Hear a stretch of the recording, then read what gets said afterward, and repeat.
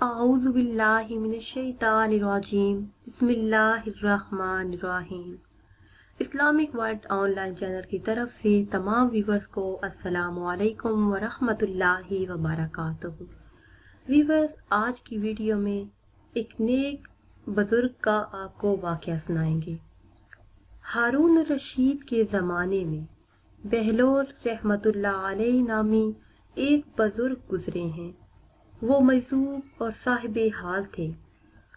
ہارون رشید ان کا بڑا احترام کرتا تھا۔ ہارون رشید کی بیوی زبیدہ خاتون بھی ایک نیک اور پارسا عورت تھی۔ اس نے اپنے محل میں 1000 ایسی خادمائیں رکھی ہوئی تھیں جو قرآن کریم کی حافظہ اور قاریہ تھیں۔ ان سب کی ڈیوٹیاں مختلف شفٹوں میں لگی ہوئی تھیں، چنانچہ اس کے محل سے 24 گھنٹے ان بچیوں کے قرآن کریم پڑھنے کی آوازیں آتی رہتی تھیں۔ اس کا محل قرآن کریم کا گلشن محسوس ہوتا تھا۔ ایک دن ہارون رشید اپنی بیوی کے ساتھ دریا کے کنارے ٹہل رہا تھا کہ ایک جگہ بہلول دانا رحمت اللہ علیہ کو بیٹھے ہوئے دیکھا۔ اس نے کہا، السلام علیکم۔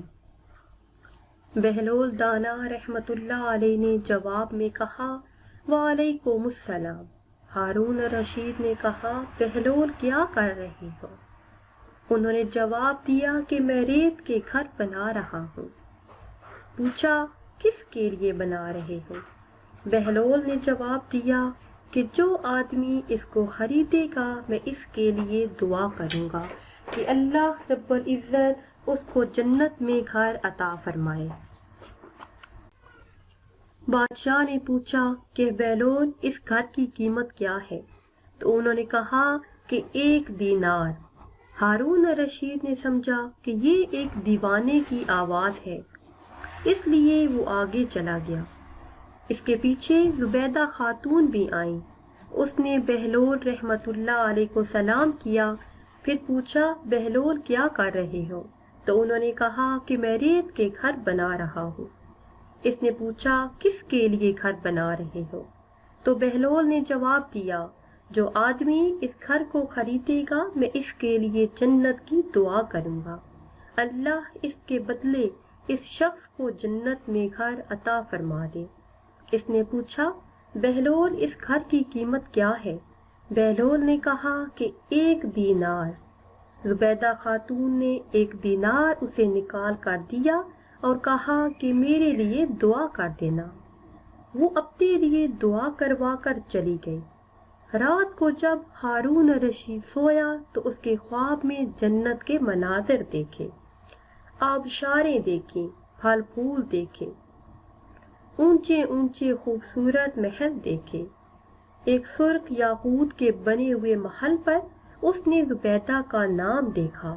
ہارون رشید نے سوچا کہ میں دیکھوں تو صحیح کہ کیا واقعی یہ میری بیوی کا گھر ہے۔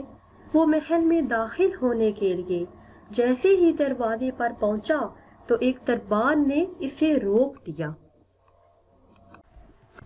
ہارون رشید کہنے لگا کہ اس پر تو میری بیوی کا نام لکھا ہوا ہے، اس لیے مجھے اندر جانے کی اجازت چاہیے۔ تو اس نے کہا، یہاں کا دستور الگ ہے، جس کا نام ہوتا ہے اسی کو اندر جانے کی اجازت بھی ہوتی ہے، کسی اور کو اجازت نہیں ملتی۔ آپ کو داخل ہونے کی اجازت نہیں مل سکتی۔ جب دربار نے ہارون رشید کو پیچھے ہٹایا تو اس کی آنکھ کھل گئی۔ اسے بیدار ہونے پر فوراً خیال آیا کہ مجھے تو لگتا ہے کہ بہلول دانا کی دعا زبیدہ کے حق میں قبول ہو گئی۔ پھر اسے اپنے آپ پر افسوس ہوا کہ میں بھی اپنے لیے ایک گھر خرید لیتا تو کتنا اچھا ہوتا۔ وہ ساری رات اسی افسوس میں کروٹ بدلتا رہا۔ صبح ہوئی تو اس نے دل میں سوچا کہ آج پھر میں ضرور دریا کے کنارے جاؤں گا۔ اگر آج مجھے بہلول دانا ملے تو میں بھی ان سے محل ضرور خریدوں گا۔ چنانچہ وہ شام کو پھر بیوی کو لے کر چل پڑا۔ اور بہلول کو تلاش کرتے ہوئے ادھر ادھر دیکھ رہا تھا۔ اس نے دیکھا کہ ایک جگہ بہلول بیٹھا ہے اور اسی طرح مکان بنا رہا ہے۔